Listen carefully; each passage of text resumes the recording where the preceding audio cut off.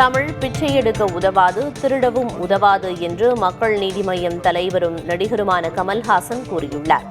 மாநிலங்களவையில் முதன்முறையாக உரையாற்றிய அவர் முதலில் ஆங்கிலத்திலும் பின்னர் தமிழிலும் பேசினார்.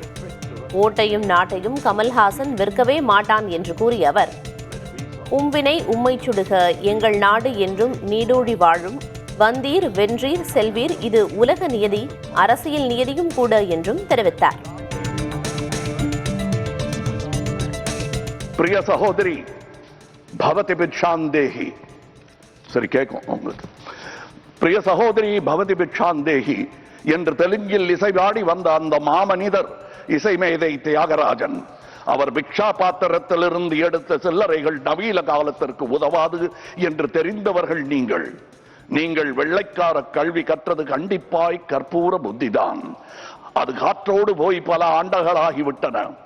அதன் பிறகு உங்கள் பிச்சை பாத்திரம் உருமாற்றப்பட்டது. பிச்சை குவளை பெரும் உண்டியலானது. அந்த உண்டியலை உடைத்து நிதி திரட்ட உதவுவோர் இன்று தமிழரை பார்த்து என்ன சொல்லுகிறீர்கள்? தமிழ் பிச்சை எடுக்க கூட உதவாதா? ஓரளவு உண்மைதான். ஒரு தெற்கத்தி அறிவுரை தங்காய், தமக்கென உங்கள் நிதியை திரட்ட ஆங்கிலத்தில் இந்தியில் பிச்சை எடுக்கலாமே. தமிழ் பிச்சை எடுக்க உதவாது, திருடவும் உதவாது.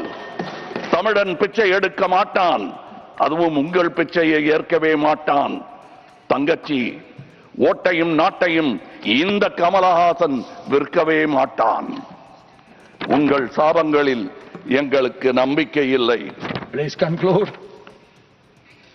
உங்களுக்கு இருக்கக்கூடும் என்ற நம்பிக்கையில் நீங்கள் உணர என் திட்டத்தை சாபமாய் போடுகிறேன். கருணையுடன் நீங்களே ஏற்பீர். உங்கள் இஷ்ட தெய்வங்களை வேண்டிக் கொள்ளுங்கள். பகுத்தறிந்த தமிழ்ச்சித்தன் கூற்று இது. உம் வினை உம்மை சுடுக, என்றும் எங்கள் நாடு நீடூழி வாழும்.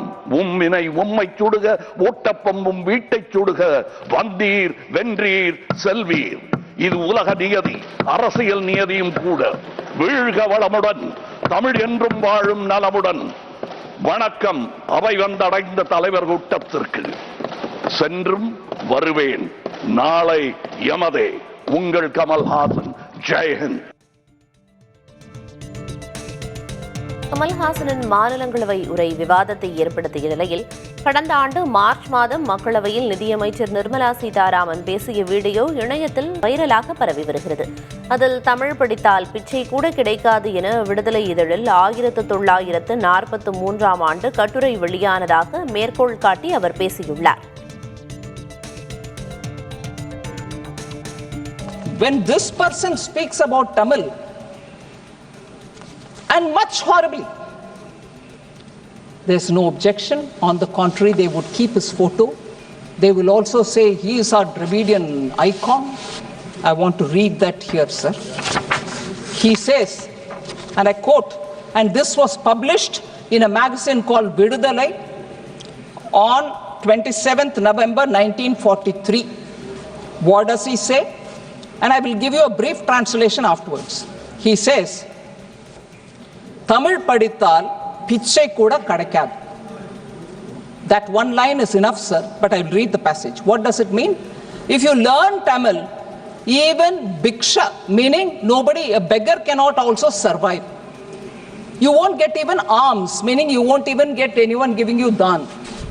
Tamil padithal pichai kuda kadakad.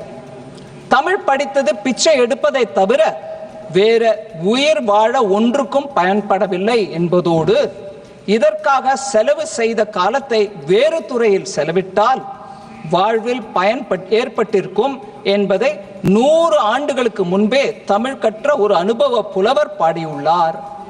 He says that.